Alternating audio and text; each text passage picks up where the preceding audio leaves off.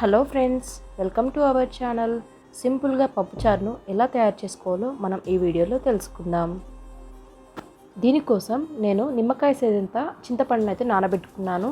And అలాగే rice కప్తో 1 cup పప్పు అయితే తీసి పెట్టుకున్నాను. ఇప్పుడు ఇందులోకి 1/2 టీ స్పూన్ పసుపు అండ్ అలాగే కొంచెం ఆయిల్ని అయితే యాడ్ చేసుకుందాము. ఆయిల్ యాడ్ చేయడం వల్ల మనకు పొంగు అనేది రాకుండా ఉంటుంది.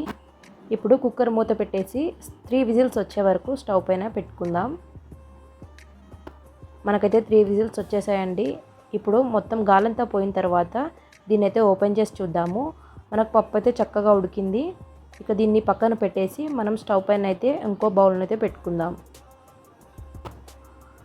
ఇప్పుడు ఈ బౌల్లో కొంచెం ఆయిల్ని అయితే యాడ్ చేసుకుందాము. ఆయిల్ హీట్ అయిన తర్వాత ఇందులోకి 2 ఎండుమిర్చిని యాడ్ చేసుకోవాలి. ఎండుమిర్చి కొంచెం వేగిన తర్వాత దీనిలోకి 1/2 టీ స్పూన్ జీలకర్ర అండ్ అలాగే 1/2 టీ స్పూన్ ఆవాలను అయితే మనం యాడ్ చేసుకుందాము. ఇవి కాస్త వేగిన తర్వాత 2 పచ్చిమిర్చి అండ్ అలాగే ఒక ఉల్లిగడ్డను దీనిలోకి వేసుకుందాం. ఉల్లిపాయ అనేది వేగిన తర్వాత ఇందులోకి 1/2 టీ స్పూన్ పసుపు అలాగే కొంచెం అల్లం వెల్లుల్లి పేస్ట్ అయితే వేసుకుందాం. ఒకసారి మంచిగా కలుపుకుందాం. చూడండి, మనకు ఇదైతే వేగిపోయింది. ఇప్పుడు ఇందులోకి మనం చింతపండు పులుసుని అయితే యాడ్ చేసుకుందాము. నేను ఆల్రెడీ ముందే తీసి పెట్టానండి. ఇప్పుడు ఈ పులుసుని 5 నుంచి 10 నిమిషాల పాటు లో ఫ్లేమ్లో పెట్టుకొని మరిగించుకోవాలి.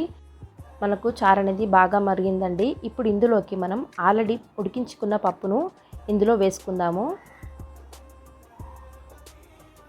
మీ దగ్గర పప్పు గుత్తుంటే దాంతో కొంచెం మెదిపి తీసుకోండి. నేనైతే డైరెక్ట్గానే వేస్తున్నానండి. ఇప్పుడు ఇందులోకి అయితే నేను వేస్తున్నాను. మళ్ళీ ఇప్పుడు ఒక 5 నుంచి 10 నిమిషాల పాటు దీన్ని ఉడికించుకుందాము. బాగా మసిలిన తర్వాత చూడండి, మనకు ఇలా వస్తుందండి.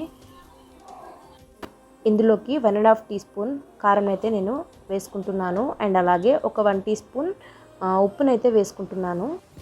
ఇవి రెండు వేసిన తర్వాత మనం దీన్ని అయితే ఒక 5 నిమిషాల పాటు మరిగించుకుందాము. చూడండి, మనకు చారు అయితే చక్కగా మరిగింది.